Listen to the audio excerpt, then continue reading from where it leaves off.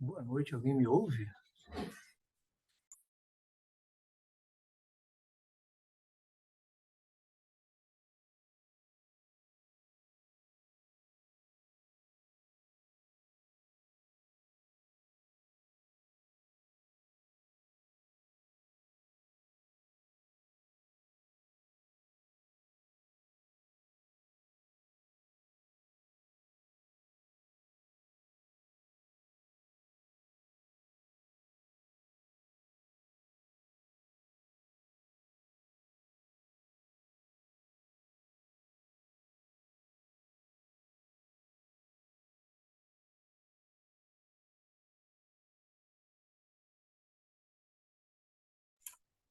Boa noite, alguém me ouve? Opa, tudo bom? Boa noite, Renato. Boa noite, tudo bem? Tudo bom? É que eu nunca usei, assim, só como participante eu usei a plataforma Zoom, né? Normalmente eu uso o Meet e o Teams, né? Aí eu estou Uhum. tentando me familiarizar ainda aqui com a plataforma, né? Tá.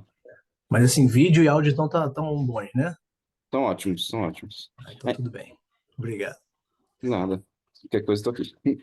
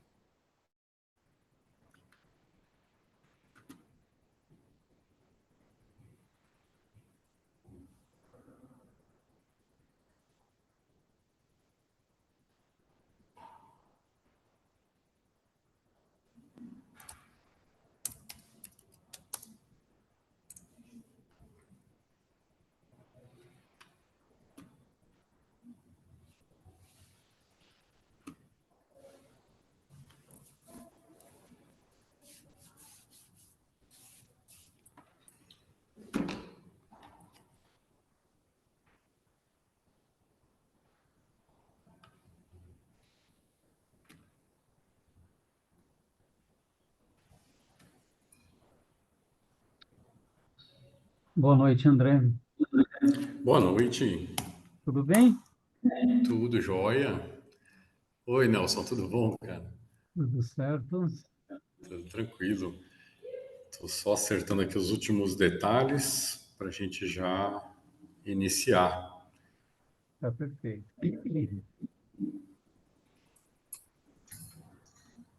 Boa noite, André. Tudo bem? Boa noite. Deixa eu tirar até uma dúvida contigo. Eu estou vendo ali na programação duas ordens diferentes de apresentação. Não sei se é só comigo ali. Eu tô em uma delas eu estou em último e outra eu estou em segunda. Aí eu estou querendo saber qual é a oficial ali, né? Eu vi. Eu acho que a gente pode seguir, a gente pode combinar aqui, tá? Não tem terceiro, passei para segundo agora, me parece, o 92. A gente pode usar a ordem original, que para mim não tem problema, tá? Eu só estou esperando aqui o suporte me dar um ok para a questão do host.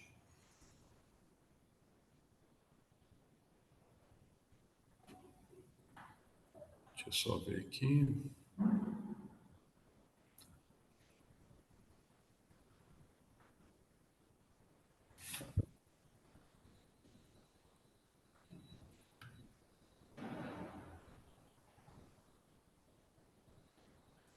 Só um minutinho que a gente já inicia.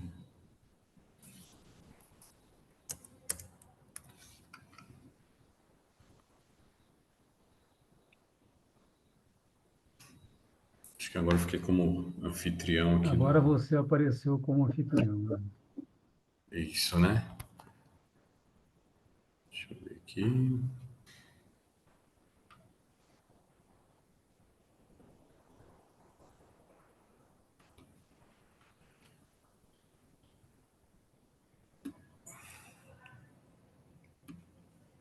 Ah, beleza. Já está tudo certinho. Desculpa para vocês essa pequena demora aqui, mas só mais um minuto e a gente já inicia, tá? Sem problema, tá ok.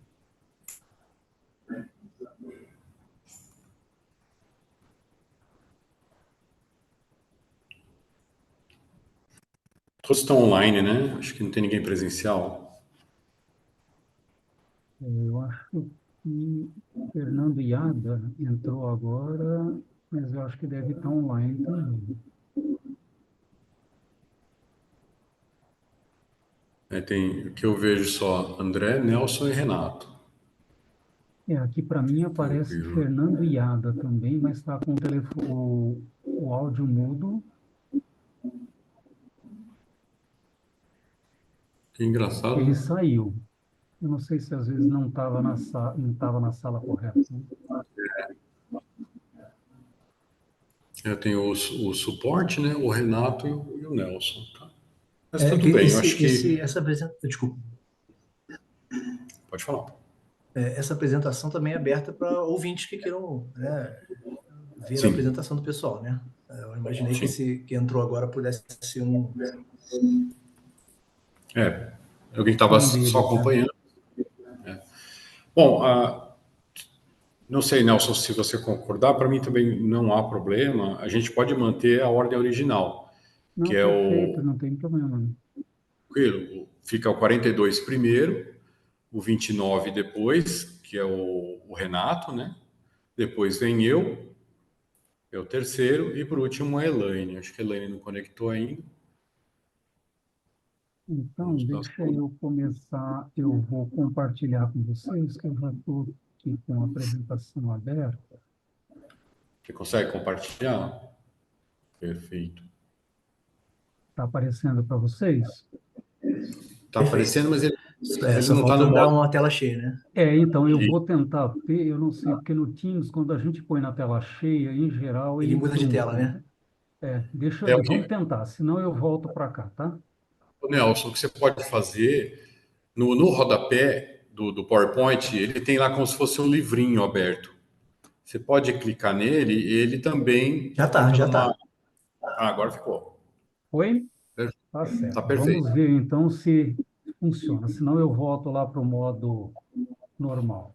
Bom, muito boa noite a todos. Eu sou muito honrado de poder estar compartilhando, né, essa sala e compartilhando um pouco do conhecimento com vocês. E certamente vou ter a oportunidade de aprender muito também hoje aqui nessa nossa sessão. Eu vou apresentar para vocês, de uma maneira bastante breve, um trabalho que foi desenvolvido sob a minha orientação, alunos meus de graduação que desenvolveram um trabalho bem interessante, e esse trabalho foi, na verdade, preparado em inglês. Eu sou professor de disciplinas em língua estrangeira no Mackenzie, então, um grupo de alunos um grupo meu, né, de alunos de gestão da inovação, desenvolveu esse trabalho sobre a minha orientação. Então, a ideia, eu mantive o título em inglês, né, só para poder fazer essa introdução, e a ideia é que eu, né, siga a apresentação em português. A ideia é que, então, esse trabalho, né, originalmente em inglês, seja apresentado em português agora. O título do trabalho é Conectando a Tecnologia e a Geração de Valor, sob a perspectiva das fintechs e os seus clientes na cidade de São Paulo, aqui no Brasil. Tá? Bom, para dar uma contextualizada, né, o crescimento das fintechs ele é bastante expressivo e tem sido bastante expressivo, e ele atingiu o seu pico maior entre 2014 e 2018, né, pegando uma carona em toda essa promoção e o favorecimento da internet, o alcance cada vez maior, chegando aí a ter nesse período um crescimento de cerca de 25%. E entre 2016 e 2022, foi o período, né, em que a maioria, ou cerca de 63% das fintechs foram criadas.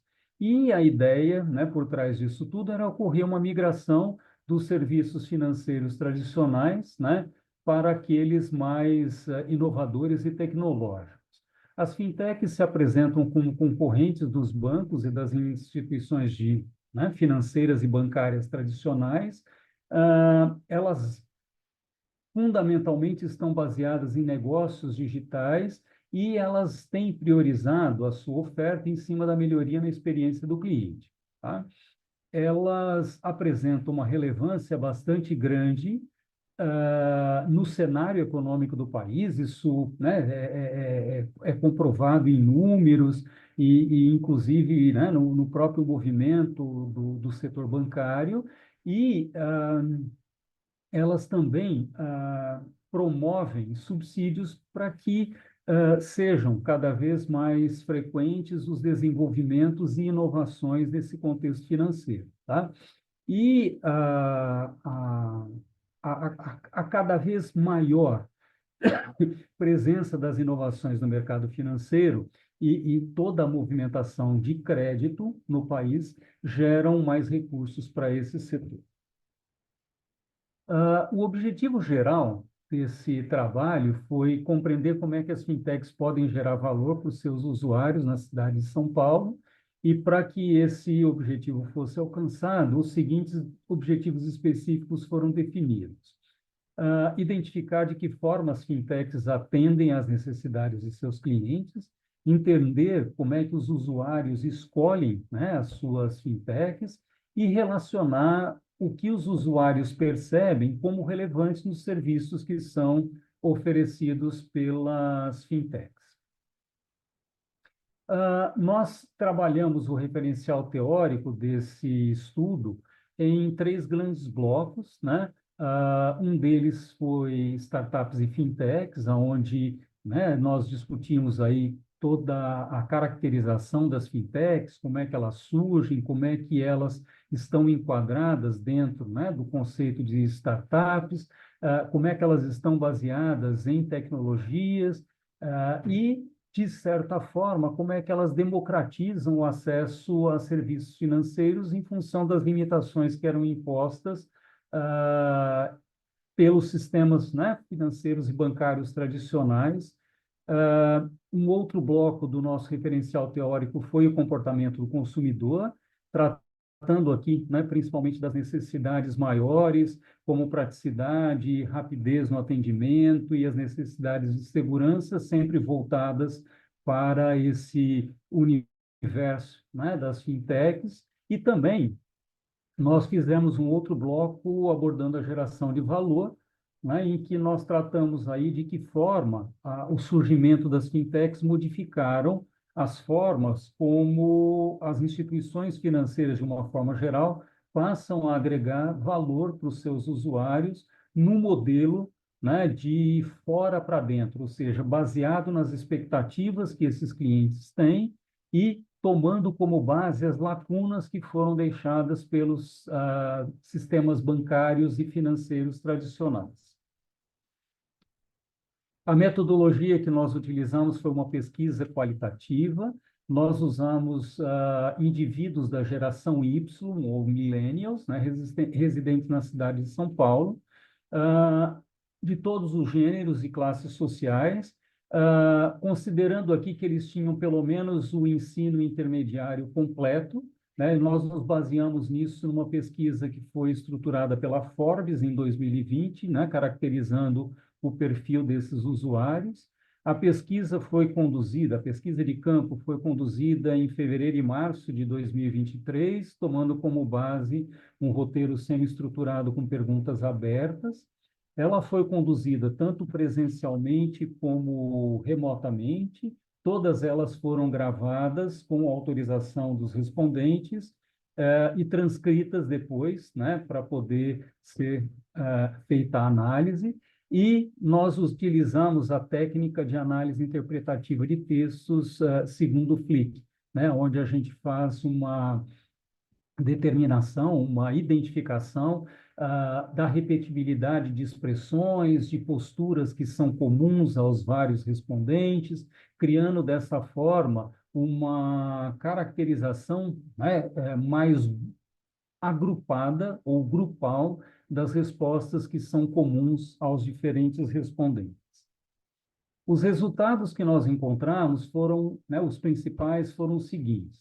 Com relação às expectativas, né, dos nossos respondentes, eles mencionam que as fintechs devem priorizar em oferecer conveniência, facilidade no uso, né, do aplicativo, como elas são fundamentalmente oferecidas na forma de aplicativos, né? E os aplicativos têm que ser bem fáceis de serem utilizados e manuseados. Eles priorizam rendimentos, isso foi uma surpresa também, né? E, em relação àquilo que é uma expectativa de cada um deles. Eles prezam por segurança, clareza de comunicação, né, na relação entre os serviços que são oferecidos e a utilização dos mesmos, e uma rapidez maior na solução de problemas. Com relação à escolha das fintechs, né, eles fazem a escolha levando em conta os aspectos de segurança que são oferecidos, a rentabilidade que elas oferecem e a facilidade de uso. A grande diferença percebida entre os bancos digitais e físicos leva em conta, né, a praticidade de uso na oferta dos serviços, a agilidade maior no atendimento. Muitos deles, né, deixaram muito claro que eles praticamente não frequentam mais agências físicas. Eles percebem um grau de diminuição bastante acentuado de burocracia, né, em toda a solução daquilo que eles prezam como serviço oferecido e, eventualmente, problemas que surgem, e eles percebem uma experiência muito mais centrada no cliente, tá?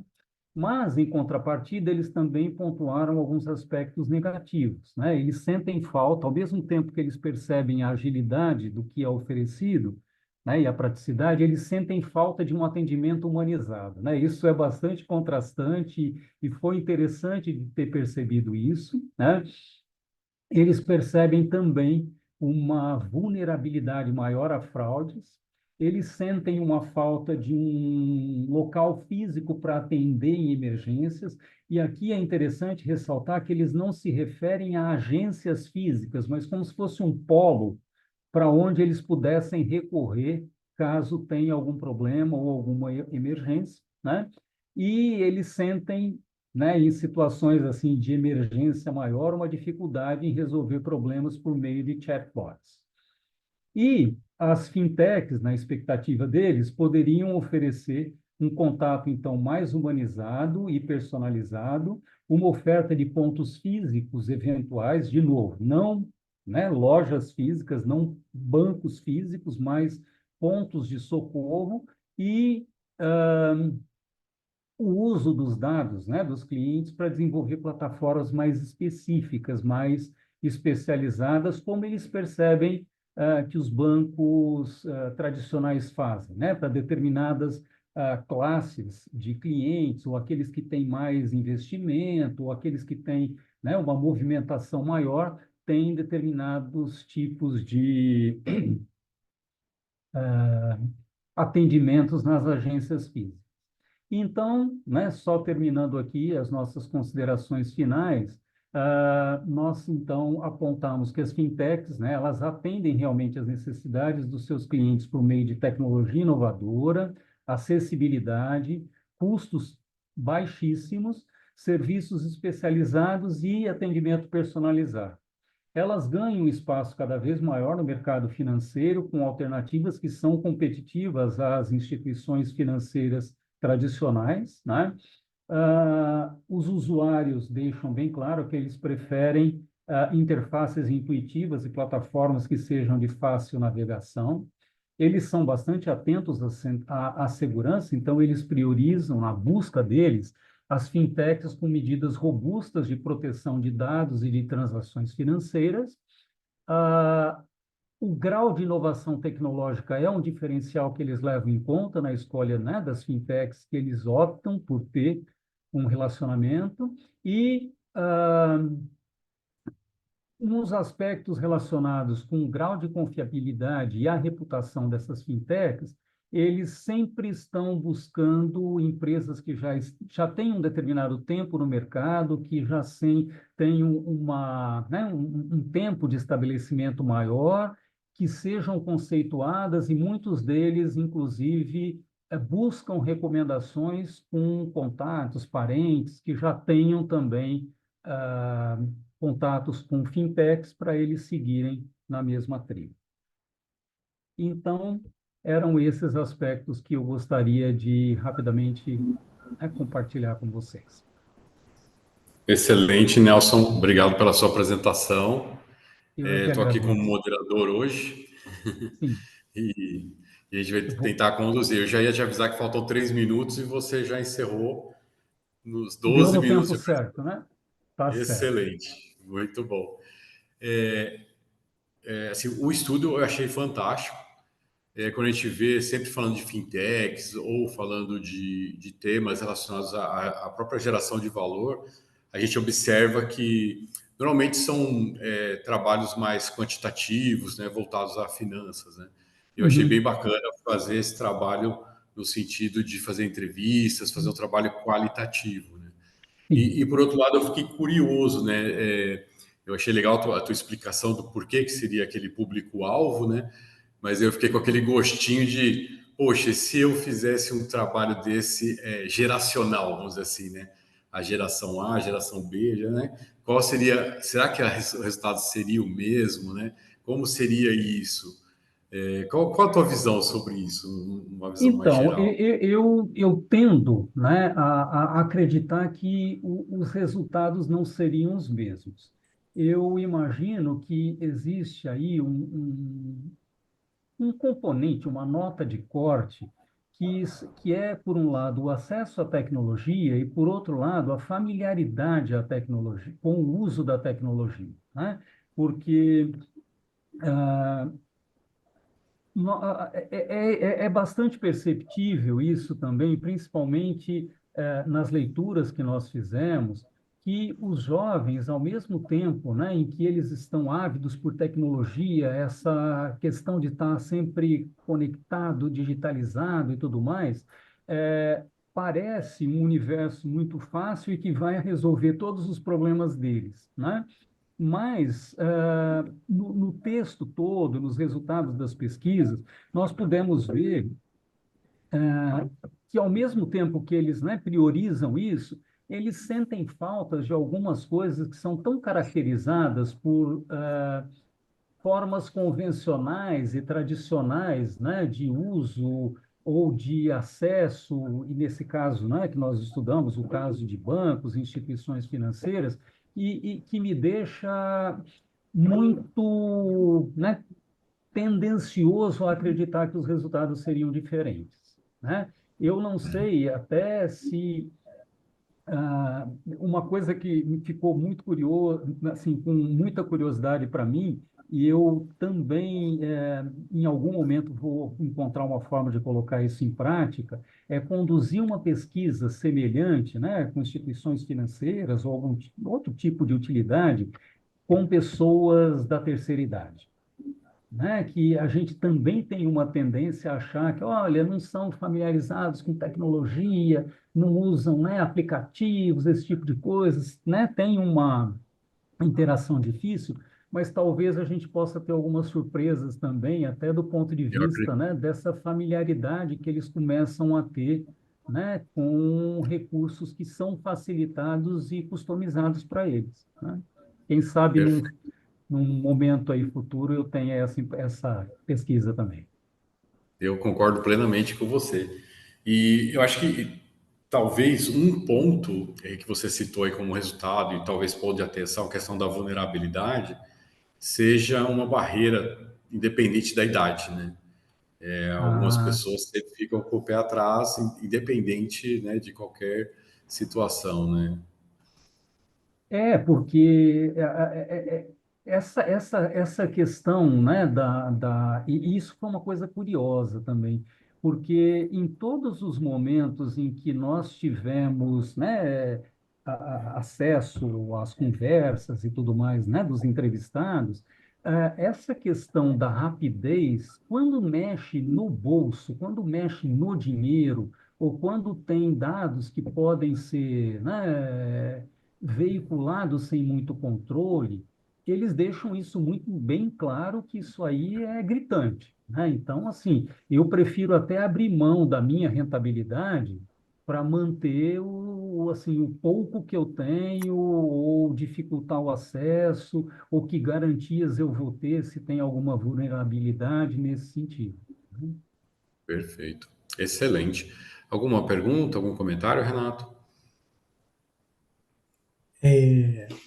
Primeiramente, queria parabenizar aí pelo trabalho.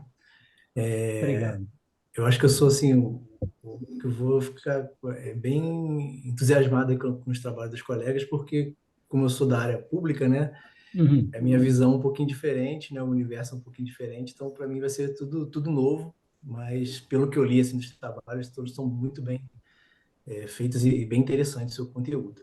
Eu fiquei com uma dúvida aqui, uma situação que lendo algumas entrevistas, né, do trabalho, eu vi que acho que parece que grande parte se sente seduzida pela fintech pela questão do custo, né? E a questão do serviço assim meio que personalizado, né, customizado, né? Só que eu vi que alguns atrelaram a questão da segurança a ser o serviço mais usado, né, mais comum, todo mundo está usando. E será que isso seria realmente suficiente para garantir a segurança realmente dos dados aí, das transações, né? Porque uma das reclamações é justamente o suporte, né? O saque lá que como é automatizado, talvez demore um pouco, né? Para ter uma resposta ali, de repente, que precisa ser imediata, dependendo de uma fraude, né? Então, Sim. assim, é uma situação que eu fiquei assim, meio curioso, né? Como é que isso pode ser tratado no futuro, né? Hoje isso já está sendo tratado, né? Com mais Na seriedade. verdade, assim, uma coisa que alguns respondentes também mencionaram, que assim, essa preocupação com a questão da segurança, né, ela se refere à questão dos dados, né, pessoais, das características pessoais, informações, mas ela também tem uma dimensão que é a segurança nas transações financeiras, né? Eu quero ter a garantia que o que eu estou transacionando chegue lá, né, para quem eu tenho que pagar, ou chegue para mim, se eu tenho que receber, com uma garantia de que isso não corra risco do ponto de vista, né, de ter clonagem ou de ter algum tipo de acesso, perdão, que seja equivocado, né? Então, a questão da segurança, ela tem um contexto mais amplo aqui.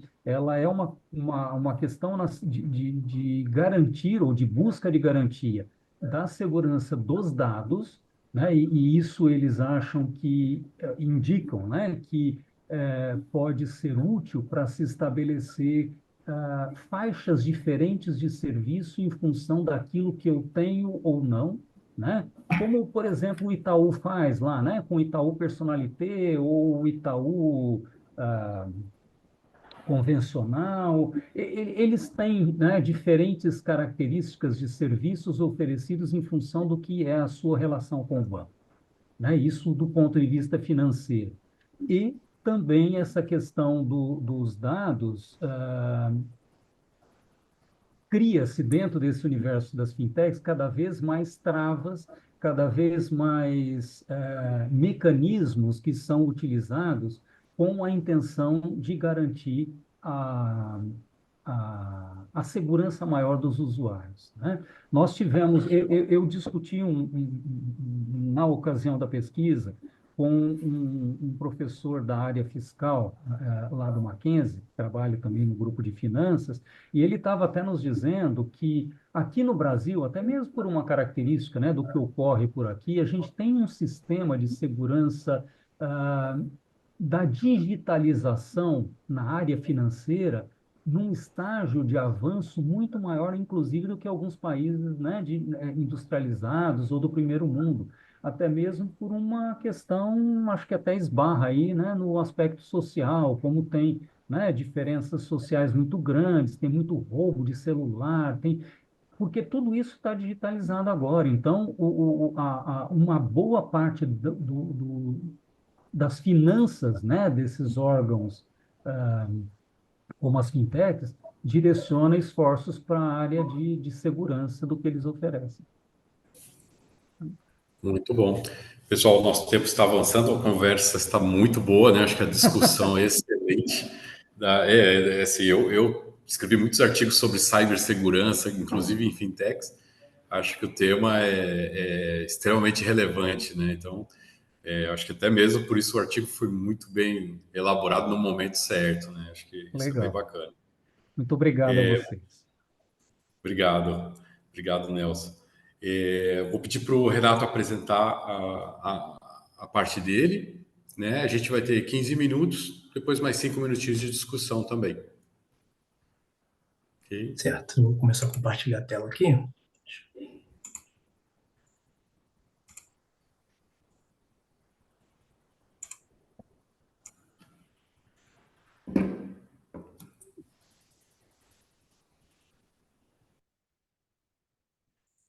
Não sei se vocês estão vendo, porque quando eu compartilhei, eu perdi a tela do Zoom.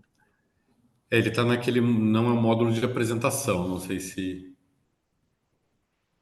era teu objetivo, que se você mudar de slide, provavelmente a gente não vai ver. Vocês estão conseguindo ver nesse momento? Estou vendo. Deixa eu botar naquele modo de leitura, pelo menos. Isso, perfeito, agora está excelente. Deixa eu passar aqui, consegue ver movendo, né? Perfeito. Então tá ótimo. Então, pessoal, boa noite mais uma vez. Sou o Renato, né? Eu sou mestrando do programa de Gestão e Estratégia da Universidade Rural do Rio de Janeiro. Eu fiz esse trabalho com a ajuda aí do meu orientador, o Sandro, né? Ele infelizmente não pôde participar.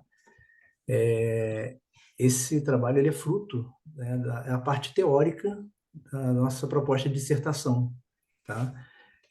Vai envolver um estudo de caso, né? E essa parte teórica já está fechada e é o que eu vou mostrar para vocês. Eu tive um pico de energia aqui agora, não sei se vocês sentiram alguma coisa aí, sentiram? Tá tudo ok. Tá, beleza. Então vamos lá, Aqui para mim também não teve aproveitar antes que problema. aconteça alguma coisa inesperada. Vamos lá.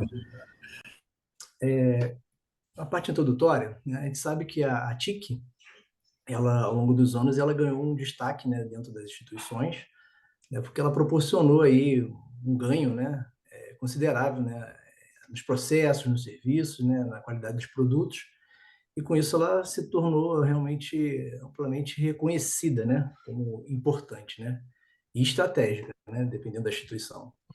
Só que, apesar dela garantir alguns benefícios, ela também gera alguns riscos quando a gente não tem uma governança eficiente desses recursos tecnológicos, né? E a literatura aponta que as boas práticas de governança de TIC, ela está relacionada diretamente com ganhos de desempenho institucional. Só que a literatura também diz que quando a gente compara setor privado e público, algumas diferenças são notadas, né? A governança, ela foca no setor privado mais na vantagem competitiva e na maximização dos lucros, enquanto no setor público é mais na garantia de transparência, né, ao público e também na oferta de serviços de maior qualidade. Conceitualmente, a governança de TIC, ela é o sistema que envolve o uso atual e futuro da TIC, né, sendo dirigida e controlada. Essa é a definição da ISO. E autores seminais, como o caso de Way e Ross, eles dizem que é também a especificação de decisões e responsabilidades para tentar estimular os comportamentos desejáveis com o uso da TIC, né? Dentro desse universo da governança de TIC, alguns modelos, alguns manuais já foram disponibilizados, né? Talvez o mais comum seja o COBIT, né? A última versão de 2019, e a própria ISO 38500, que a sua versão atual é agora do início do ano. E quando a gente olha para a governança de TIC no âmbito da administração pública federal, a gente começa a verificar que a discussão iniciou com a transição, né, do Estado burocrático, né, na época dos mainframes ainda, né, para a nova administração pública, que já é agora na era digital. Então, assim, os órgãos de controle de fiscalização, eles trazem, né, muitas recomendações. O TCU, principalmente, que traz avaliações anuais, né, sobre governança pública, e aí entra também a governança de TIC. E também temos o CISP, né, que é o Sistema de Administração dos Recursos de TI da União, que tem disponibilizado muitos materiais e o mais comum, talvez o mais importante, seja o Guia de Governança de TIC, né, do CISP.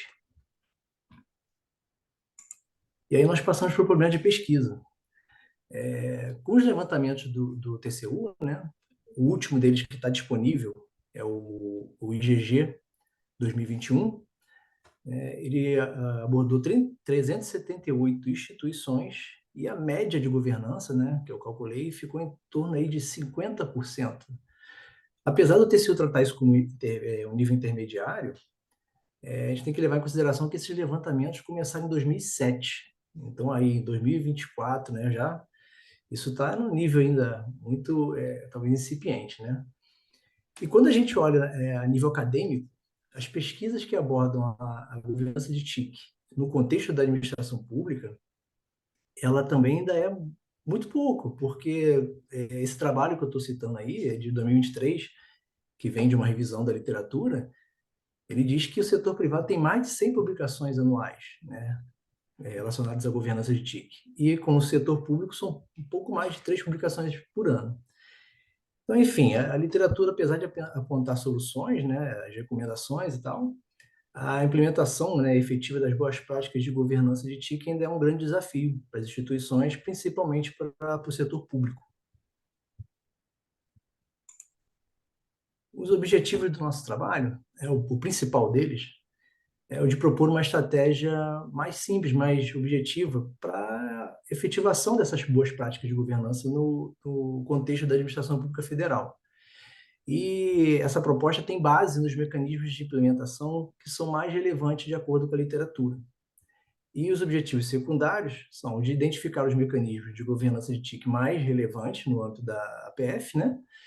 E destacar os mecanismos que têm mais impacto e os que têm mais viabilidade de implementação, dentre esses mais importantes. Sobre a metodologia, envolveu a pesquisa bibliográfica e a documental, né, principalmente para a gente se situar aí do contexto dessa temática, né, como é que ela tem sido tratada ultimamente, né, e também entender essa documentação que está disponibilizada aí. Só que, assim, como posso dizer, a cereja do bolo é o mapeamento sistemático da literatura, que a gente utilizou para conseguir fazer essa seleção dos trabalhos, né?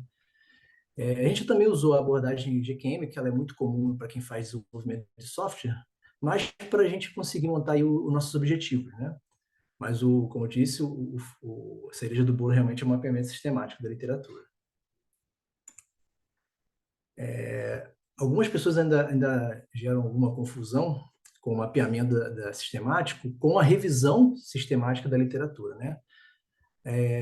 Eles divergem somente quanto aos objetivos e análise dos dados. A revisão de literatura costuma buscar, né, explorar evidências, e o mapeamento ele é mais uma determinada área de pesquisa, né? Quando a gente observa a revisão da literatura, sistemática da literatura, é utilizado o protocolo PICO, né, que é o de população, intervenção, comparação e saídas ou resultados, né? E como o MSL ele é mais enxuto, ele observa apenas o P e o O, né, população e os resultados. Nesse caso, população, a governança de TIC, né, e a administração pública federal. E os resultados dos estudos que apresentam os mecanismos de governança de TIC no âmbito da administração pública federal. O mapeamento sistemático ele segue algumas etapas, tá? Ele tem um certo rigor também, metodológico. E como critérios de busca, nós fizemos um recorte temporal dos últimos 5 anos completos, tá? Pegando de 2019 a 2023. E as bases digitais, né, que nós fizemos as buscas foram a Web of Science, a Scopus, o SPEL, IE Explorer, a Cielo e os repositórios dos anais da ONPAD. A Web of Science e Scopus, talvez as mais consagradas. A SPEL porque abriga muito material da administração, e a Explorer porque é a da área de TI, né? Uma das mais consagradas na área de TI. A Cielo talvez é mais comum também dentro da busca, né? E o repositório da ANPAD é porque eu acabei descobrindo que tem muitos trabalhos ali de governança, né? Então, por isso ela foi incluída.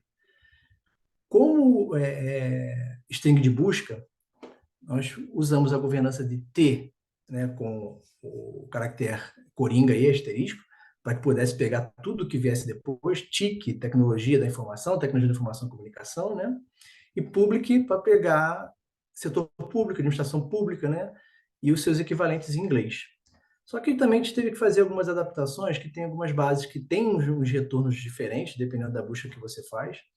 E quando se trata do setor público, alguns trabalhos eles abordam especificamente aquela área, né? Então eu fiz um acréscimo ali buscando justiça, educação e também saúde, que acho que são os mais relevantes dentro da administração pública, né? E também o seu equivalente em inglês. Como ferramenta de apoio no mapeamento, eu usei o Parsifal, não sei se todos conhecem. Ele é uma ferramenta web, permite a organização, né, das bases que você pesquisou, ele mostra os duplicados, né, faz toda a organização por ordem cronológica, da forma que você quiser organizar, ele te disponibiliza.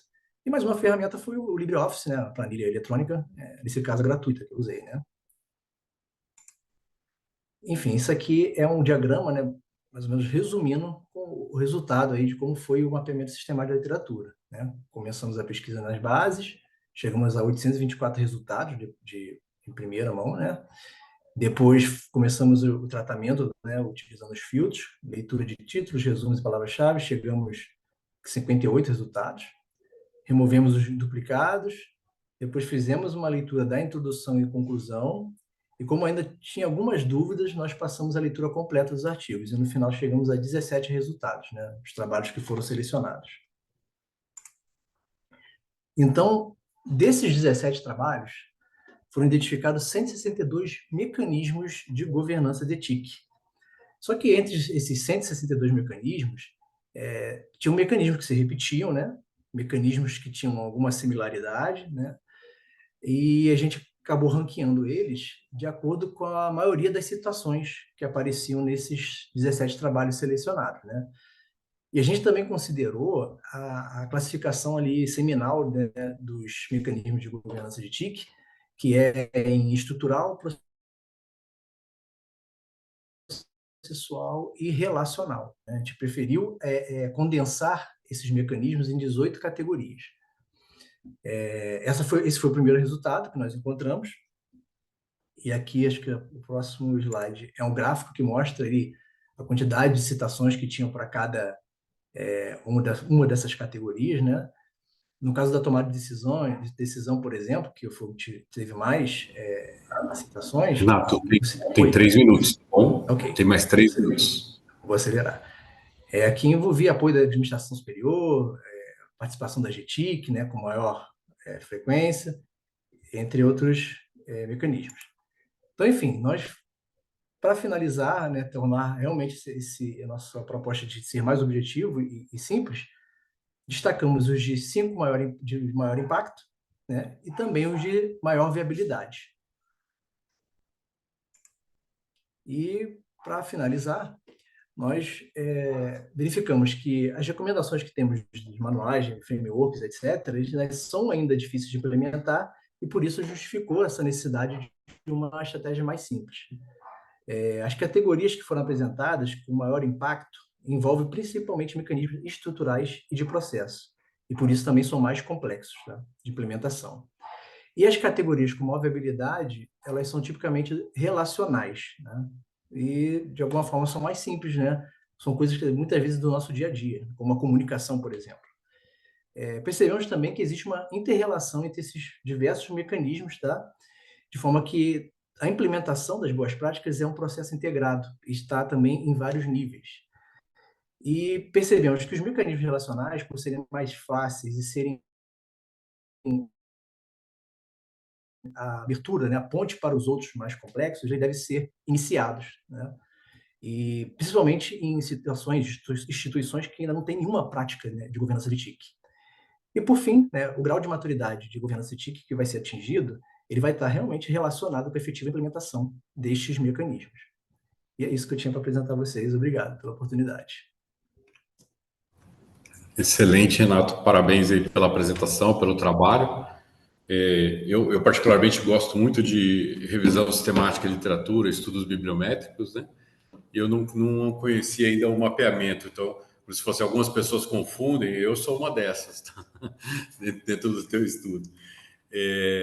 Eu achei bem interessante até conhecer, né, o método que você apresentou. Eu tenho 2 perguntas, assim, bem simples, tá? Dentro né, você elencou uma série de mecanismos, né, que são estruturados para que você possa ter, dentro desse modelo de governança, né, a sua implantação. Eu queria saber, dentro desses caminhos levantados, qual é o maior desafio de implantação e que talvez tenha maior impacto se não for bem feito? Olha, até em um outro evento que eu participei, conversando com outros colegas que apresentaram os trabalhos, apesar de ser até alguns trabalhos de temáticas diferentes, eu acho que todos foram unânimes. O maior desafio é você conseguir envolver todo mundo, né? Conseguir que cada um tome a sua responsabilidade, né? Entenda ali realmente a necessidade, né? E assuma esse compromisso, né? De fazer a sua parte ali dentro da instituição para que tudo funcione bem. Um dos mecanismos é esse, né? A questão do envolvimento dos stakeholders, né? Dos interessados, né? Muitas vezes a TI ela é considerada assim apenas uma ferramenta operacional, né? E se esquece que ela tem um papel hoje muito mais estratégico do que somente ferramenta de apoio como ela foi no passado, né? Então acho que conseguir trazer essa conscientização, eu acho que é um dos maiores desafios. E isso é setor público e privado, né? Isso é unânime, né? Pois é, isso é unânime, né? Perfeito. Uma última dúvida, assim, que eu achei interessante, né? O número de artigos, né? Você falou 30 artigos que foram lidos na introdução e conclusão para depois chegar a um número menor, fazer mais um filtro, né? E você falou que o número para empresas públicas é baixo mesmo, é 3 ou 4 ao ano, né? Então, a leitura que vocês fazem, o filtro que você fez, foi sempre aproveitando ou buscando esse, vamos dizer, viés, mas não é viés, mas é um filtro da gestão pública. Foi nesse sentido. Talvez o primeiro filtro ali, né, na busca mais grosseira ainda, né, era justamente encontrar os trabalhos dentro da administração pública, né? O problema é que não bastava falar de governança de TIC, né? Eu queria identificar os mecanismos, né? Eu queria encontrar trabalhos que citavam esses mecanismos de implementação, né? Muitos trabalhos eles falavam da governança como um todo, né? Como um conceito ali macro, né? Muitos utilizavam ainda o COBIT, a maioria usa o COBIT, e o COBIT, não sei se quem teve ainda o contato aí com o framework, né? São várias políticas, são várias regras, né? Que são difíceis de implementar, né? Às vezes funcionam mais numa instituição privada, com mais investimentos, né? E aí, quando a gente olha para o serviço público, a ideia é realmente facilitar e fazer a coisa acontecer, né? E aí, conforme você vai ganhando esse grau de maturidade, a gente já pode até começar a pensar, de repente, nessas ferramentas mais robustas, né? Mas, a princípio, a ideia era realmente fazer esse filtro, tentando identificar esses mecanismos que... A maioria dos trabalhos eram de entrevistas, né? Realmente com CEOs, né? Com gestores, né? Para entender quais eram os mecanismos que eles identificavam ali, que faltavam, né? O que eles sentiam realmente falta, e o que eles identificavam realmente como essenciais. Perfeito. Nelson, você quer comentar alguma coisa? Quer fazer alguma pergunta? Acho que tá no monte. Eu quero sim, antes de mais nada, Renato, parabéns pela tua apresentação. Ela trouxe um monte de insights aqui. Eu estava, né, assistindo e estava pensando, e um, um dos pontos que eu ia perguntar, o André já perguntou, mas eu queria ouvir um pouquinho de você, né, nesse levantamento todo que vocês fizeram. Eu tenho certeza, né, que essa questão, até que você pontuou agora, do comprometimento de todo mundo, né, e o grau de importância que tem para que se operacionalize isso, para que se traga resultados. Eu queria, assim, ouvir um pouquinho de você, se você tem ou levantou ou identificou alguma informação relativa à questão da cultura organizacional, mas no sentido da alta gestão. Porque, assim, eu entendo, eu já passei em algumas situações, né, na minha experiência corporativa, de empresas que passavam por momentos importantes de atualização tecnológica ou de implementação de ferramentas tecnológicas e tudo mais, e isso gera uma comoção muito grande, né? Claro, aí para todo mundo se comprometer, a colaborar, aprender e tudo mais, mas ah, se a alta gestão também não compra isso bem, eu acho que a maneira de fazer com que isso tenha um efeito cascata fica extremamente dificultada, né? E eu me lembro da minha experiência profissional, de pessoas ficarem com receio, por exemplo, né, de perderem o emprego, porque algo que era feito manualmente passou a ser feito, né, de uma maneira mais tecnológica, ou que, né, não se precisava de tantas pessoas para fazer. Você tem alguma coisa que você tenha identificado, ou levantou, sobre como é que fica a questão da alta gestão nesse contexto? Então, ó, Nelson, ali o principal mecanismo que foi mencionado, que é a tomada de decisão, ela envolve justamente isso, o apoio da alta administração.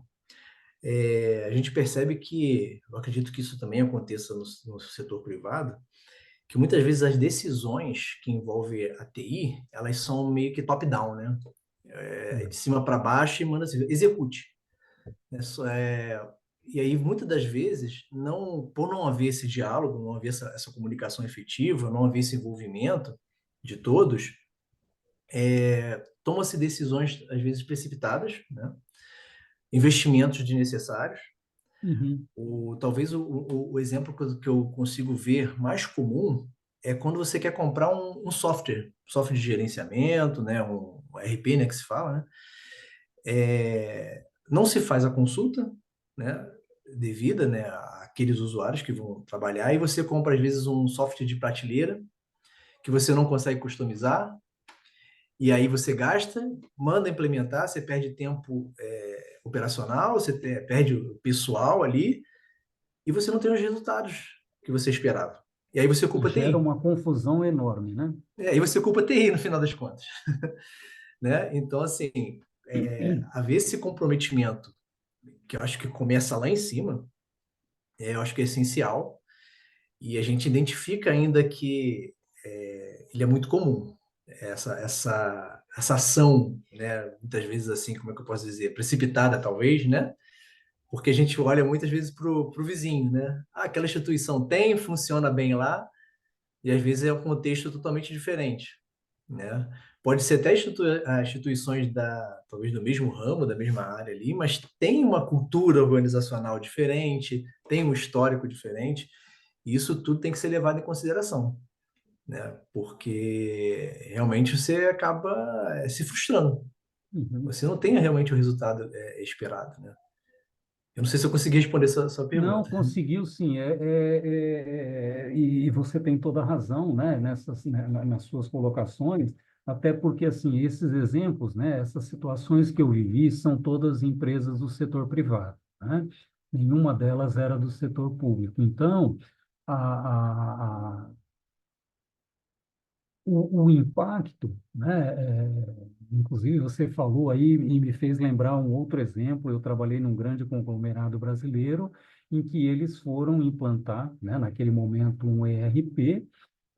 E é claro que esses ERPs importados, eles são, né, meio que assim, como você disse, né, algo que está prontinho lá e que eles vão fazendo as customizações em função da particularidade de cada mercado, de cada empresa, setor e tudo mais.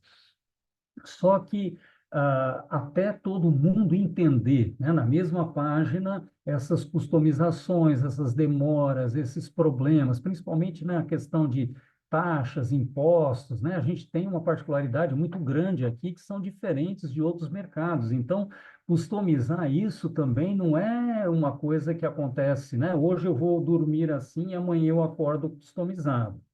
Então, você tem toda a razão, e realmente isso tem que ser, além do comprometimento, né, do pessoal como um todo, eu acho que tem que ter uma condução, uma postura da alta gestão de antever, né, e esses problemas, né, ou essas situações, dificuldades que certamente vão existir, mas tem que se haver um trabalho prévio, né, de envolvimento dessas pessoas dos diferentes áreas, departamentos, enfim, para poder colaborar para que esses processos, né, de customização sejam feitos da maneira mais completa, né, antevendo eventuais problemas que possam surgir depois. Porque depois, quando está operacionalizando, quando você põe aquilo para acontecer, você também não pode só fazer aquilo, você tem que correr os dois sistemas em paralelo até você ter certeza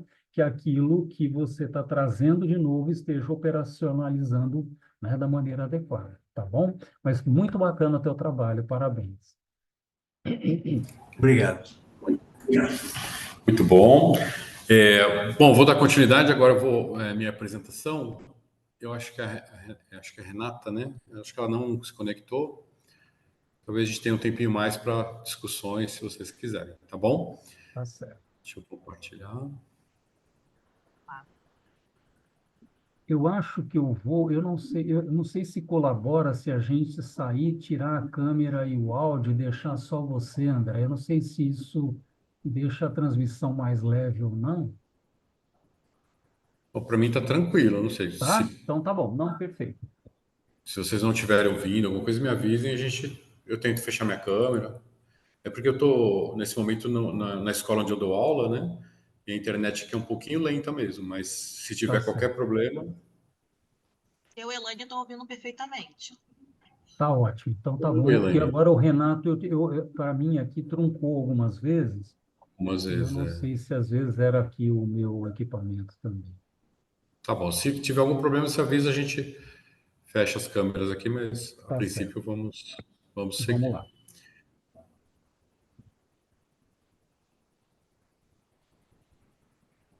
Colocando aqui a tela. Vocês conseguem visualizar? Ainda não.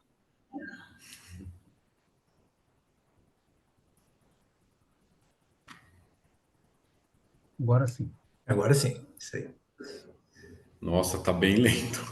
Acho que levou uns 5 minutos aí até aparecer, mas vamos lá. Deixa eu marcar o tempo aqui. Bom, o nosso trabalho, ele fala sobre Design Science Research, que é um método, né? Utilizado para a digitalização do atendimento em uma área, em uma indústria de cimento. Eu sou doutorando na Universidade Presbiteriana Mackenzie, e doutorando em administração, e esse trabalho foi feito em conjunto com o professor Dr. Gilberto Pérez e o professor Dr. Alexandre Capelosa, durante a disciplina de gestão estratégica da tecnologia.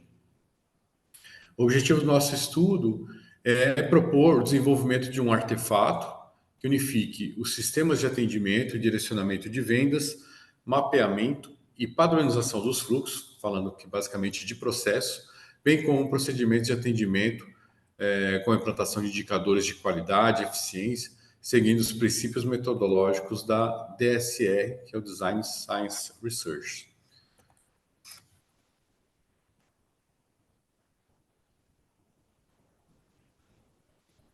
Parou o compartilhamento, Renato. Parou? Parou. Já retornamos. Voltou. Apareceu para vocês? Voltou, né? Bom, a nossa introdução ela começa falando um pouquinho sobre globalização, sustentabilidade, né? Falando um pouquinho até de transformação digital, né? O momento que o mundo vive, tanto com a evolução rápida do uso das tecnologias, como também da própria inteligência artificial, e que é imprescindível o uso de ferramentas, né? Para você melhorar a qualidade do atendimento para seus clientes internos e externos, né, e a produtos e serviços prestados. Né. Usamos como base, nesse contexto completo, né, o Sindicato Nacional das Indústrias de Cimento. No artigo a gente conta a história do cimento. Esse trabalho ele foi baseado numa atividade de consultoria realizada numa empresa, em que a gente pôde entrevistar o presidente, o dono da empresa, conversar com algumas pessoas e chegar a propor algumas coisas para o atendimento. Né?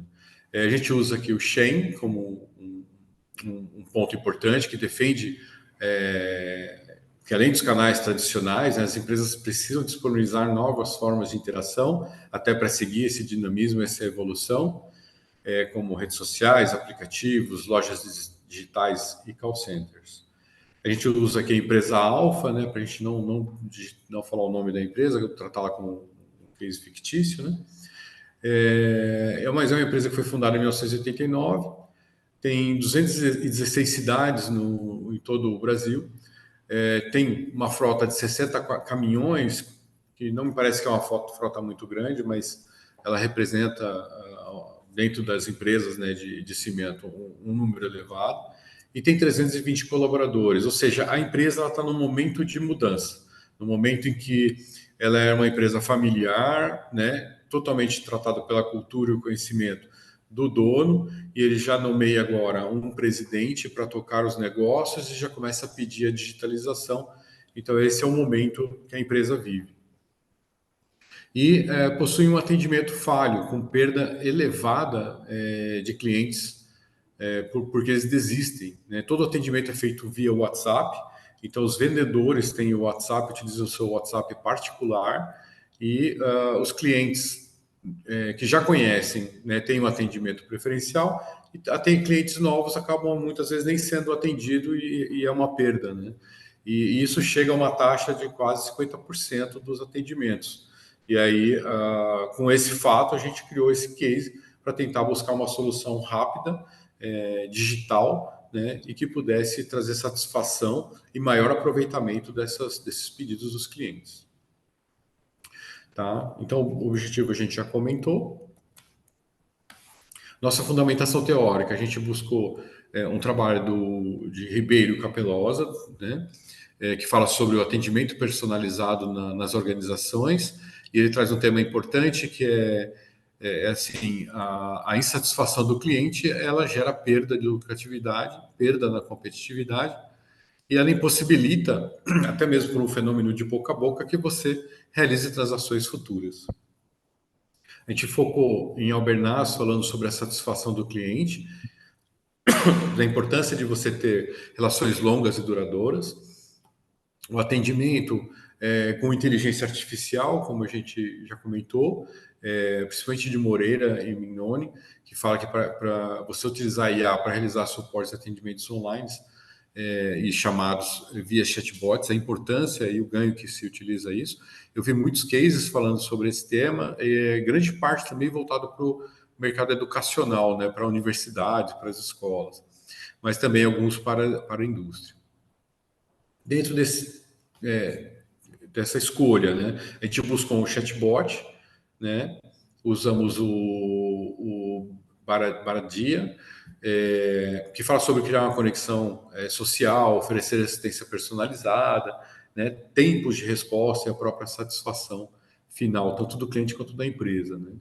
E a construção do artefato em si, nós buscamos implementar o 2020, né, um artigo recente. A gente precisa desenvolver um artefato que unifique os sistemas de atendimento e direcionamento de vendas, que está muito em linha com o que a gente propõe no próprio trabalho. A gente utilizou como procedimento metodológico as etapas da DSR, e no caso nós fomos na etapa 1, formulação do problema, né, buscando dentro do ciclo de relevância. Na etapa 2, os requisitos da literatura, que é como uma revisão da literatura, e na etapa 3, os requisitos de entrevistas com usuários, que a gente levanta, né, já faz um mapeamento para a construção do nosso artefato. E os princípios de design na etapa 4, para fazer a versão inicial do que a gente chama de produto final, que seria o artefato. Então, o nosso trabalho ele termina nessa etapa, ele deve ter continuidade, mas isso também depende agora da organização, da empresa tomar suas decisões. Mas, de qualquer forma, eu acho que teve um aprendizado e uma contribuição nesse trabalho que a gente compartilha um pouco mais à frente. Tá? Bom, aqui é só exemplificando um pouquinho a DSR, né, que a gente trabalha muito no ciclo de relevância, né? Então, a gente conversou com o dono da empresa, com o presidente, que é novo até, né, com todo o C-level, né, os vice-presidentes em si, e com os próprios gestores da área de atendimento ao cliente, né, suas dificuldades, problemas, os seus relatos. Levantamos essas necessidades do negócio e começamos a trabalhar no desenho do artefato, né, já no ciclo do design. E com isso a gente buscou trazer um pouco uma base de conhecimento que nos apoiasse, pensando também em regulamentações, a própria legislação local, limitações que poderiam existir, e aí trabalhar na parte da avaliação, né, no futuro, e também pensar um pouquinho na cultura da organização, né, voltando aí na coluna de ambiente, né, pensar em implantar um sistema. E a nossa conclusão é que o chatbot para vendas seria excelente, mas talvez precise em um primeiro momento ainda de implantar um atendimento automatizado para depois passar para algumas etapas de inteligência artificial, até mesmo porque o próprio dono da empresa ele tem a cultura e tem o entendimento que é importante mantendo o contato pessoal, né, ter o atendimento humanizado para antigos clientes. Então, provavelmente serão feitas etapas de implantação desse processo. No desenho do artefato, né, foram feitas as questões de literatura, que estão lá como LI 1, 2, 3 e 4, né, que aí vem, temos que utilizar a inteligência artificial, temos que pensar na precisão das respostas, né? E todo esse levantamento foi discutido e levantado até mesmo com os usuários, que pensam sempre em fidelização com personalização do atendimento, limites do atendimento, né? Processo crítico, que para mim todo o processo que envolve o cliente, seja na compra, seja na reclamação, no pós-venda, né? Em todo o processo que envolve esse comércio do cimento. A gente entra nos metas requisitos e requisitos do usuário e a gente consolida tudo isso nos princípios de design, que a gente expandiu um pouquinho mais, aqui na verdade é uma adaptação do que Gregor propõe no artigo dele, porque a gente fala tanto das soluções, quanto também pensando em processos, em indicadores, em soluções futuras. O resultado esperado, na verdade, é a criação de um canal de comunicação principal que seja parte de uma etapa intermediária para a implantação de um modelo omnichannel, pensando a longo prazo. Então, a ideia foi o quê? Desenhe um modelo completo, né? E depois a gente pode fatiar essa implantação e ir fazendo as melhorias. Aqui também a gente consolida um pouco essas relações de meta-requisitos, princípios de design, que é basicamente o que está no slide anterior, mas a gente já começa a colocar as características de design deste artefato, né? Onde que ele fica hospedado, como é que vai ser a ajuda final para o usuário, né?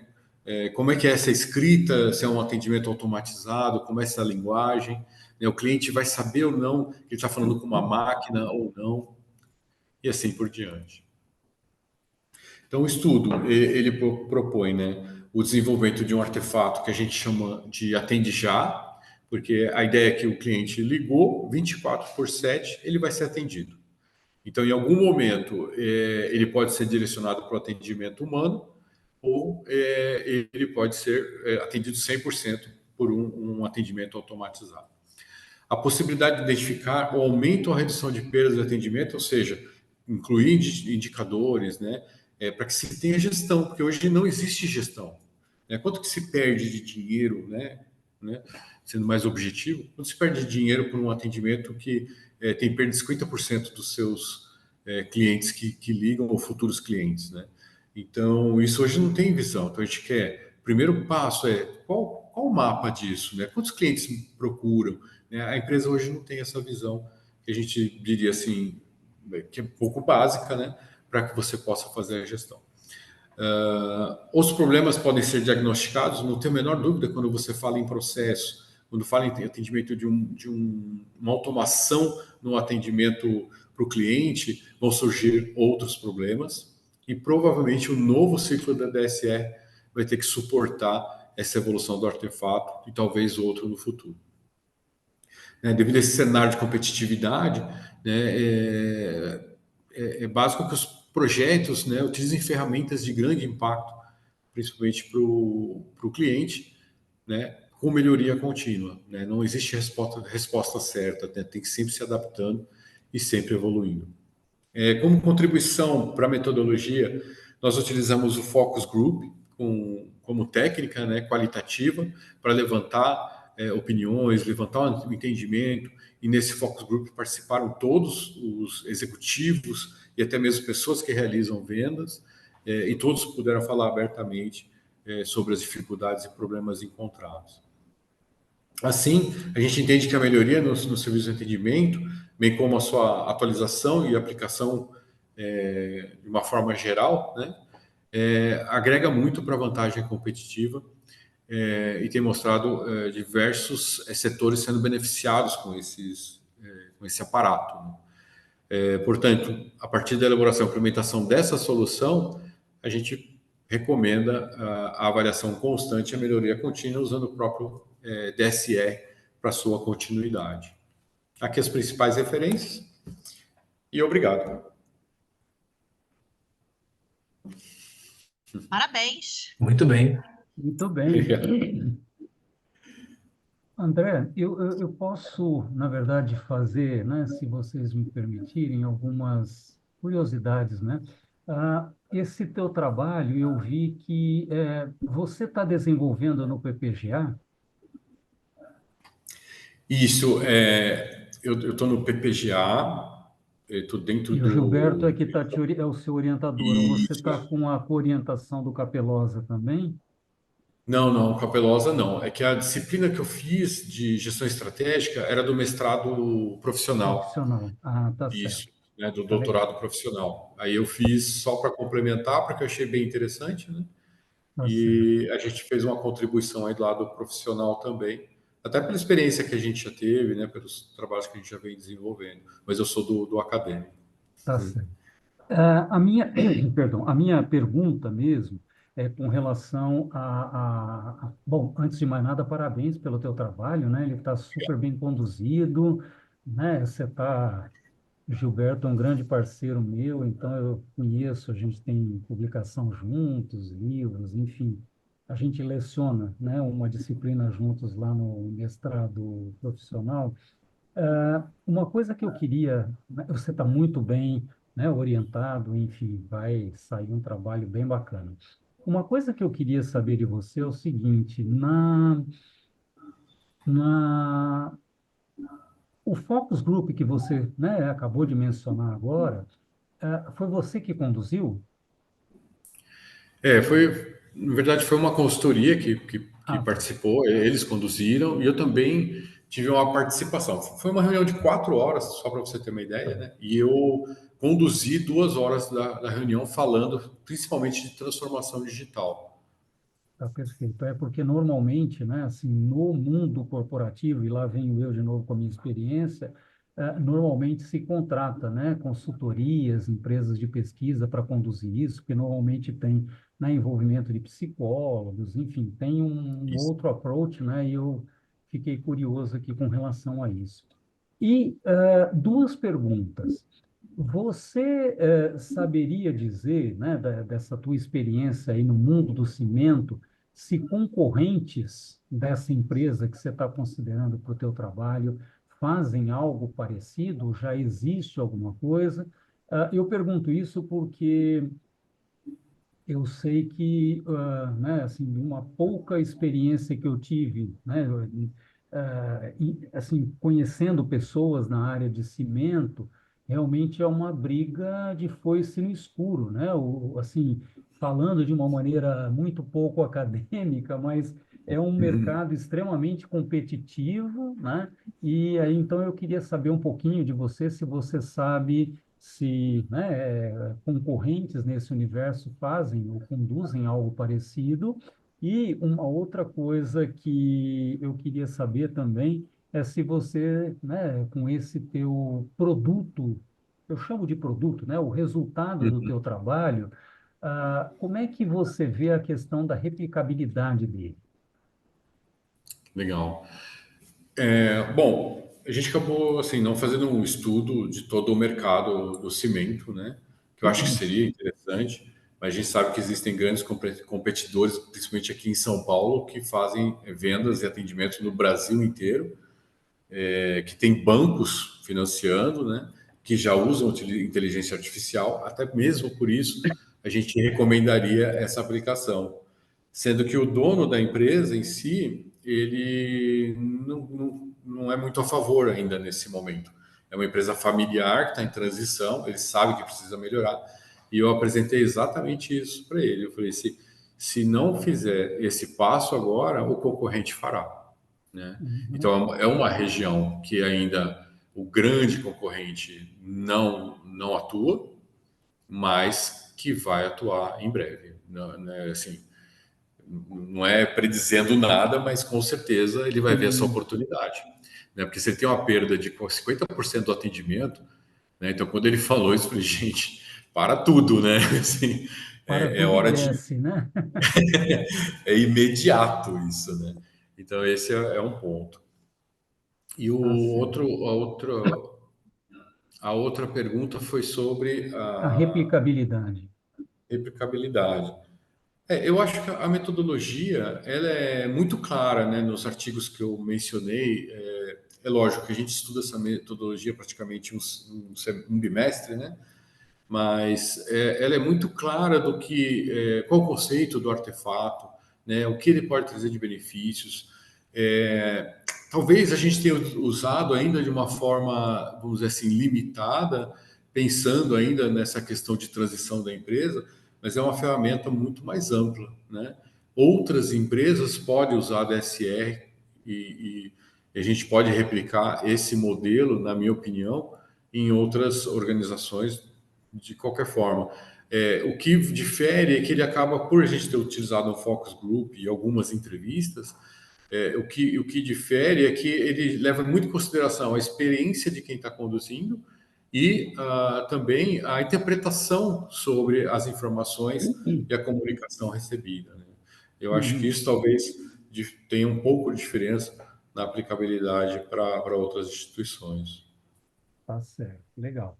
Até porque Ok? tem um contexto econômico também importante, né, que a gente tem que lembrar aí, porque a cadeia do cimento, ela não restringe, né, ela não fica restrita somente àquilo que você está produzindo e entregando, né? Ela é uma cadeia integrada e vai resvalar lá no mercado imobiliário. Então, assim, Exato.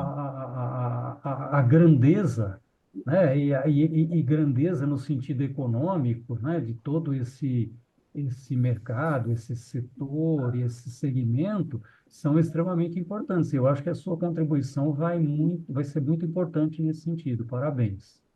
Legal. Obrigado, professor. Obrigado mesmo. Renato e Elaine querem fazer alguma Eu pergunta? queria só, mais uma vez, né, parabenizar. E uma dúvida você já sanou na hora da apresentação mesmo, né? Quando você falou do grupo focal, que aí eu ia te perguntar dos participantes, né? Mas foi dentro da própria empresa, né?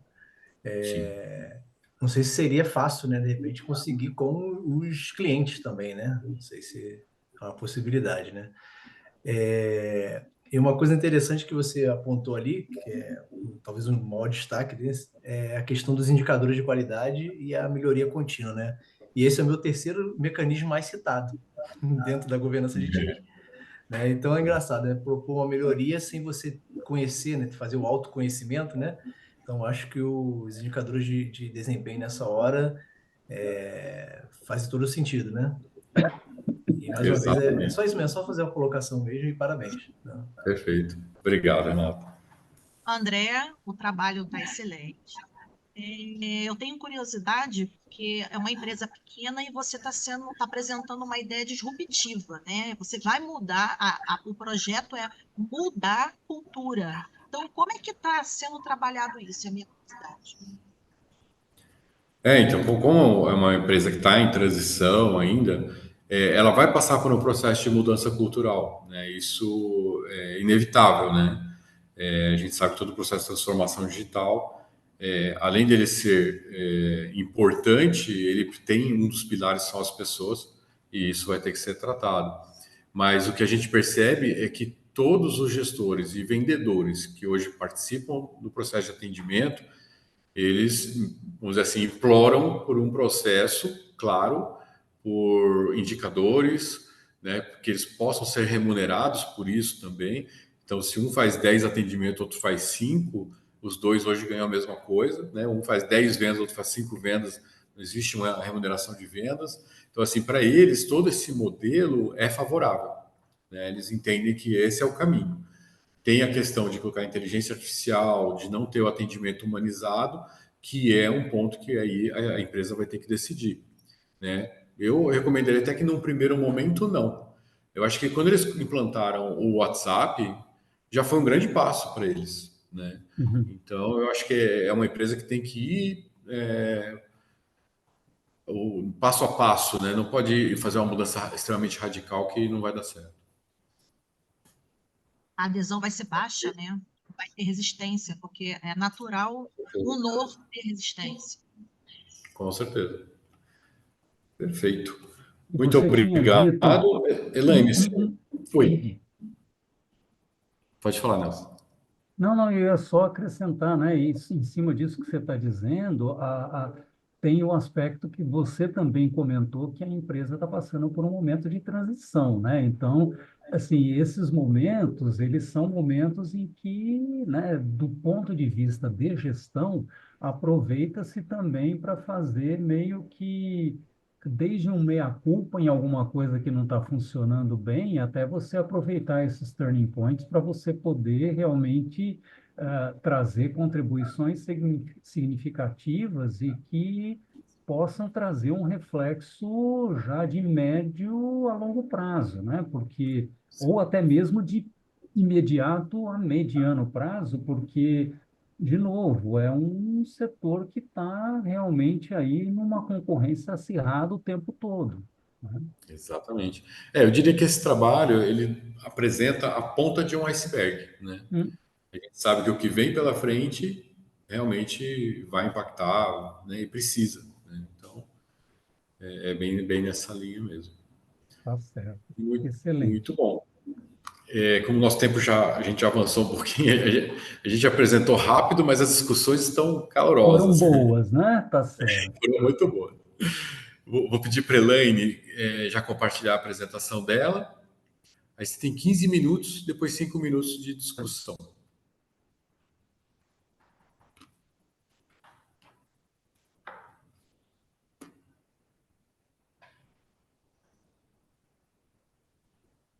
Tá aparecendo? Sim. Quando vocês falarem, só falar. Posso que eu vou. Beleza. Você não está no modo de apresentação, tá, Elaine? Não sei se quando você mudar de slide a gente vai conseguir visualizar. Calma aí. Para mim, está aparecendo um modo de apresentação. Para a gente não. Se você quiser, no rodapé do PowerPoint, tem tipo um livrinho com as páginas abertas. Assim, se clicar nele, fica melhor para a gente acompanhar. Apesar Não, que o seu não estou visualizando. calma aí.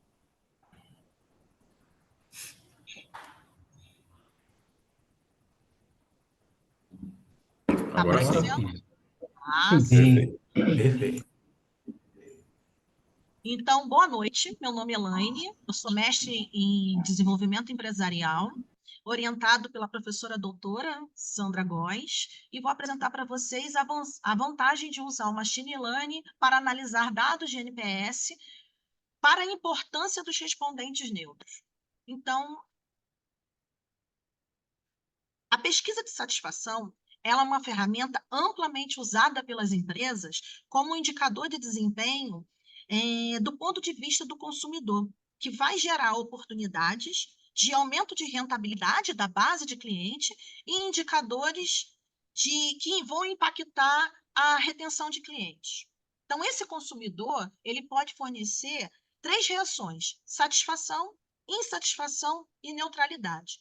Então, o objetivo desse estudo foi explorar as vantagens de usar o machine learning dentro de uma base NPS para a importância desses respondentes neutros, propiciando uma melhoria na qualidade, melhoria contínua da qualidade e tomada de decisão e que fosse facilmente replicável. Na última década, conforme Derbottoli 2020, a tecnologia ela contribuiu. Perdão.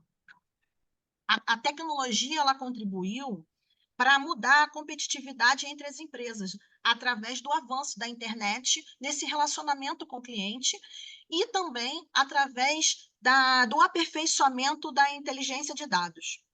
O cliente ele torna-se o centro do objeto. Esse cliente ele está mais crítico, ele está mais tecnológico e ele tem autonomia nessa tomada de decisão.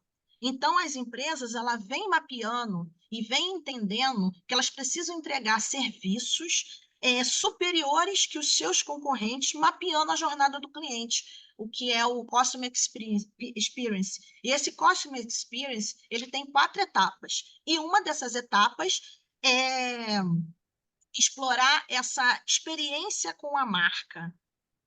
E essa experiência com a marca, ela é realizada através da pesquisa de satisfação. Então, a pesquisa de satisfação existe em muitos tipos: ServiQual, CSAT, SES e a pesquisa NPS. A pesquisa NPS, ela é um estudo que foi realizado por um pesquisador de negócios chamado Frederick Reichheld em 2003, intitulado Um Número que Você Precisa Saber para Crescer. É um formulário simples, de fácil resposta, com uma única pergunta: você recomendaria esse produto ou esse serviço a um amigo? Dando uma nota de 0 a 10.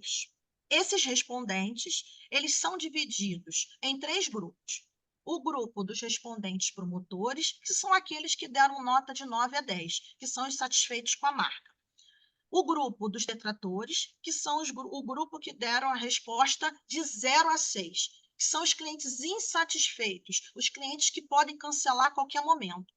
E o grupo dos clientes que deram nota 7 a 8, que é o grupo dos clientes neutros. Por ser um processo simples, ele espalhou-se mundialmente, aonde as 1.000 maiores empresas, conforme a revista Forbes, utilizam a pesquisa NPS como a pesquisa de satisfação. Então, esse trabalho foi um estudo realizado dentro de uma empresa industrial, mundial, fundada em 1961, que presta serviços em transportes verticais. Essa coleta de dados, ela corresponde a um período de outubro de 2019 e setembro de 2021, totalizando um número de 5.684 pesquisados de respondentes de todo o continente americano. Esse questionário ele foi enviado via e-mail para uma amostra probabilística aproximadamente em torno de 10%, por conveniência. E essa empresa ela incluiu uma segunda pergunta, que o respondente ele informasse qual o motivo que ele deu aquela nota. E o que acontece? Essa base, né, desses 5.684 registros, constitui aí de 53% de clientes promotores, que é esse em verde, 25% de clientes detratores, esses em vermelho, e 22% de clientes neutros. Para essa metodologia, os clientes neutros são descartados. Então, a conta é feita da seguinte forma: 53% dos clientes neutros com 22% dos clientes detratores, 25% dos clientes detratores, dá um score, dá uma nota, que é a nota 29.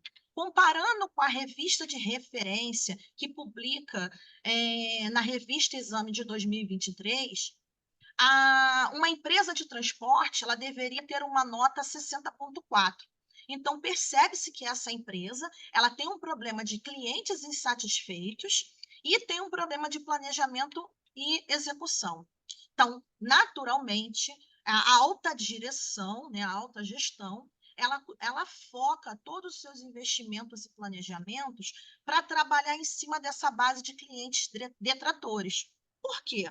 Porque FISC, ele indica, FISC 2015, ele registra que 13% dessa base de clientes detratores comunicam essa insatisfação para 15 pessoas, ou Hawkins, no seu estudo do comportamento do consumidor, em 2018, informa que esses clientes detratores geralmente cancelam seus contratos, não compram mais o serviço, e isso justifica que a empresa faça esse investimento nessa base de detratores. Mas o cliente neutro está dentro dessa pesquisa. O custo de um cliente o custo de você trabalhar um cliente dentro dessa base é 5 vezes mais barato do que captar novos clientes.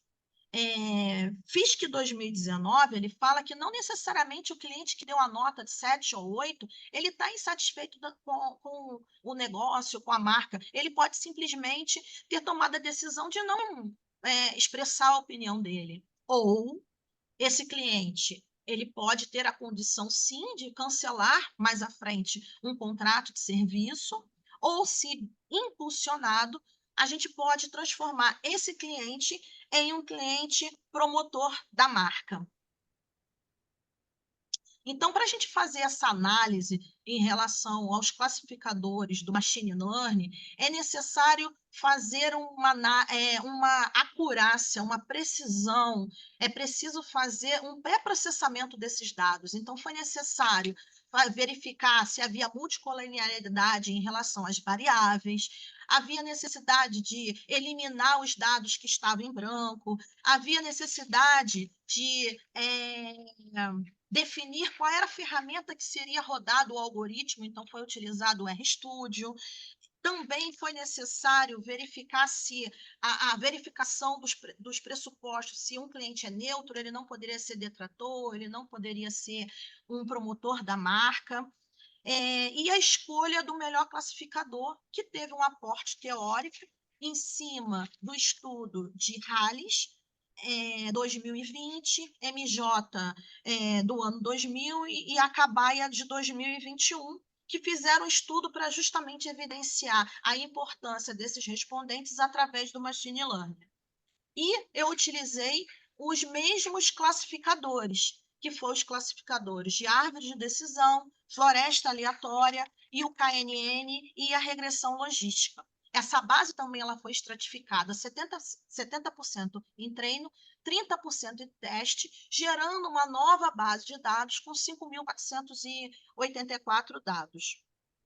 Também foi feito, lá naquele primeiro gráfico que eu mostrei, um equilíbrio da base, porque a gente tinha 53% de clientes promotores e precisava fazer esse balanceamento para justamente a acurácia, após a rodagem do modelo, funcionasse de forma satisfatória. Então, quando a gente analisa esses 4 classificadores, eles geram uma tabela uma tabela chamada matriz de confusão, os dados verdadeiramente positivos, verdadeiramente negativos, os falsos positivos e os falsos negativos. E eu preferi visualmente apostar na área de dentro da curva, quer dizer, quanto mais perto de um, melhor seria a definição do classificador, onde nós encontramos um resultado que a maioria dos classificadores tiveram um resultado satisfatório. Então, Homester e Lemichol, em 2000, ele cita que um classificador bom ele deveria dar acima de 70%. Então, nesse modelo rodado, somente o KNN que deu um resultado abaixo de 70%. O Randall Forest, que é a floresta aleatória, ele deu um resultado de 90%, mas ele não explicava quais eram os fatores que poderia ser trabalhado para esse respondente virar um cliente satisfeito. Então, foi utilizado a regressão logística, que também teve um bom resultado da curva ROC, né, de 89%, e foi gerado as chances de uma variável acontecer, uma vez que foi determinado por modelo que tinha o neutro, o promotor e o detrator, que priorizasse a comparação desse respondente neutro com as outras 2 classes. Então, a gente vê nessa tabela de dados que os dados que estão em rosa não impactaram, então eles são descartados. E a gente fica com as 28 variáveis. Quem são essas 28 variáveis? Essas 28 variáveis, elas são oriundas daquela segunda pergunta que foi incluída no questionário, que o cliente informava qual o motivo que ele tinha dado a nota. Então, chegou-se a 2 variáveis, que é o Mais 3 minutos, Carmen. um resultado de 0,46 chances, e o desempenho do call center com 2,9.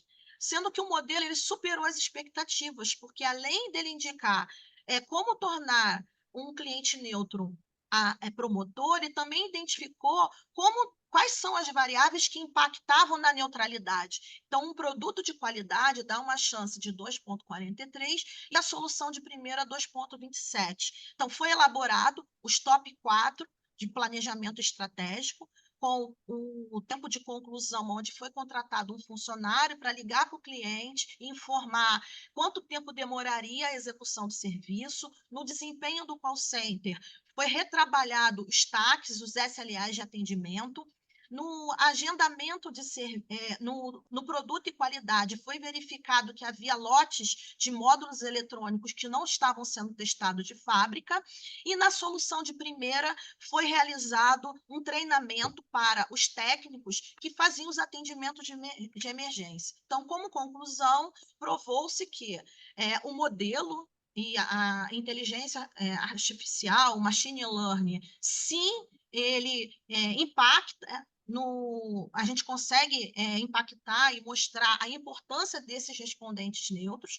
Ele é de fácil replicação e foi possível encontrar quais são os atributos para elaborar um planejamento, uma solução em relação a essas variáveis encontradas, e gerou um produto final, que é uma consultoria, que a gente consegue fazer essa replicabilidade em algum outro negócio. Então, assim, eu encerro a minha apresentação. Obrigado, Elaine, parabéns. Excelente trabalho, né? Acho que ele é bem completo, bem profundo, né, nas análises. Achei que ficou muito bom. Já vou, como a gente já avançou um pouquinho o tempo, eu queria ver se alguém tem algum comentário, alguma pergunta. Nelson? Eu gostaria, na verdade, Elaine, de te parabenizar também pelo teu trabalho, né? E ele mostra, deixa muito evidente que a preocupação, por um lado, né, com a satisfação do cliente e a temática satisfação do cliente, ela não é simplesmente só baseada em percepções imediatas ou não. E eu sempre recomendo também aí um caminho que você escolheu para o teu trabalho, que eu achei muito bacana, que é tentar entender essa neutralidade, né, de alguns de consumidores, né, de uma forma geral. Eu vou tratar isso num ambiente mais amplo. Eu sempre recomendo meus alunos também, quando fazem pesquisas de determinados assuntos, para também tentar entender o que quem não é consumidor, por que não é consumidor, porque isso pode ser também um caminho extremamente importante para você ter clientes potenciais, né? Independentemente da tua área de atuação ou do mercado que você está analisando. Enfim, eu quero te parabenizar porque eu acho que é muito importante. Normalmente, os trabalhos e as publicações, elas sempre trabalham muito em cima daquilo que ou é consumidor ou não é, ou do que gosta ou não, do que atrai ou não, e você foi num ponto que eu particularmente acho que é muito interessante de entender, que é esse grau de neutralidade. Talvez isso possa ir muito além do que só simplesmente a pessoa respondeu que não gosta ou que não quer porque estava cansado de responder naquele momento. Mas parabéns pelo teu trabalho, viu? Muito interessante. E a metodologia é bem legal também. Assim, não existe tanta publicação a respeito do tema. É um tema inovador, é um tema que gera uma etapa maior, né? Um estudo Sim, via sim. doutorado em cima da proposta. A inteligência artificial também utilizada né, junto, que permite você ver esse copo meio cheio, vamos botar assim, né? Por que o Uhum. cliente... E quantas empresas fazem esse tipo de pesquisa e descarta essa base, não usam, porque o recurso ele é escasso. Então, não Sim. necessariamente você gostaria de fazer, mas você não tem recurso, sendo que esse cliente já está dentro da tua base. Esse Pois é. cliente, tu já conhece ele e ele não está num grau de satisfação tanto quanto como o André aí pegando ganchos da fala dos meus amigos, né, dentro da fala da bibliografia, há uma baixa publicação, dentro da questão do André, quando ele fala dos clientes que cancelam, que não compram. Então, o que acontece? Isso acaba permitindo você entender o porquê. Como eu posso dizer, aquele cliente que simplesmente ele não respondeu. Por que ele não É. respondeu? O que impactou ele? Foi a demora do tempo de Sim, sim, atendimento? sim. Foi um atendimento não o chatbot que ele não entendeu? Então, assim, nós temos muitos caminhos aí a explorar mais sobre o tema, entendeu? Parabéns. Muito bem. Perfeito. Muito bom. Renato, quer comentar alguma coisa? Assim, quanto à pesquisa de satisfação, eu vejo que ela é muito importante, mas eu vejo que parece que o consumidor ainda não sabe responder muito bem, né? Esse que você fala que é o que fala mal, né? Eu esqueci qual o termo que você usou. Muitas vezes eu como cliente, né, vou procurar às vezes um produto ou um serviço, eu vejo as avaliações. E eu vejo assim comentários que às vezes não tem nada relacionado ao produto ou serviço, né? Às vezes é um produto, a gente quer ver a avaliação do produto em si, e aí ele reclama do correio, que não tem nada a ver, né, com o produto em si. Então, acho que ainda está faltando um pouco do cliente, né, do consumidor, realmente aprender a fazer avaliação, porque eu vejo que fica, às vezes, umas classificações ruins que, na verdade, não corresponde à realidade, né? E aí eu não sei da questão do neutro também, como é que funciona, se é aquele realmente que só está ali preenchendo, né? Realmente não dá muita bola. Eu tento ser hoje ainda mais depois que a gente começa a mexer com pesquisa e tal, a tentar responder da melhor forma possível, né? Para realmente fazer aquela pesquisa funcionar, né? Uma dúvida que eu fiquei agora, assim, o seu trabalho, ele essencialmente é quantitativo ou ele é realmente um trabalho já quali-quant? Ele é quantitativo. Ele, dessa etapa de mestrado, né, ele foi puramente quantitativo. Peguei uma base de dados secundários fornecidos pela coleta dessa pesquisa de satisfação e ela foi trabalhada dentro dos algoritmos de machine learning. Eu até trabalhei mais, mas para o mestrado eu fiquei só com esses quadros. Entendi. Então, mais uma vez, parabenizar você, um ótimo trabalho. Deu trabalho esse trabalho, né? E eu não Parabéns. sou analista de dados, eu sou administradora Eu que ia te gosta de perguntar se você tecnologia. é da área de estatística, né, mesmo ali, porque eu tive que mexer com alguns softwares durante o curso, né, e eu sofri. Mas Não, parabéns. não, eu sou autodidata. Até porque, assim, é um tema novo, nós estamos estudando no mercado, eu acho que o mestrado não, as instituições de ensino, né, o nosso curso de mestrado profissional, ele é para justamente melhorar o mercado. Então, o que tem do mercado que a gente pode aproveitar e tornar melhor? Perfeito. Pessoal, eu vou pedir Obrigado. licença, na verdade, porque a minha orientanda vai apresentar agora na próxima sessão e eu preciso entrar para poder dar uma mão lá para ela. André, me perdoe, né, de sair um Imagina. pouquinho antes, vocês fiquem super à vontade para Então, continuarem aqui. a gente agradece, professor, porque a gente, na verdade, está encerrando, porque o prazo era Ah, tá. 8h15, a gente já avançou. Então, assim, na verdade, eu acho que todos os artigos que foram discutidos têm muita relação. De repente, discutir 2 horas aqui, né? Infelizmente, não tem esse tempo, mas dizer parabéns a todos, né? Eu acho que foi uma noite muito agradável, muita discussão, muita contribuição. Muito Parabéns a todos obrigado nós, e até a né? próxima oportunidade aí. Muito Isso aí. obrigado, prazer e muito Prazer. obrigado a todos. Tchau, tchau, boa Muito noite. obrigado também, boa noite e sucesso para todos. Para vocês também. Sucesso. Tchau, tchau.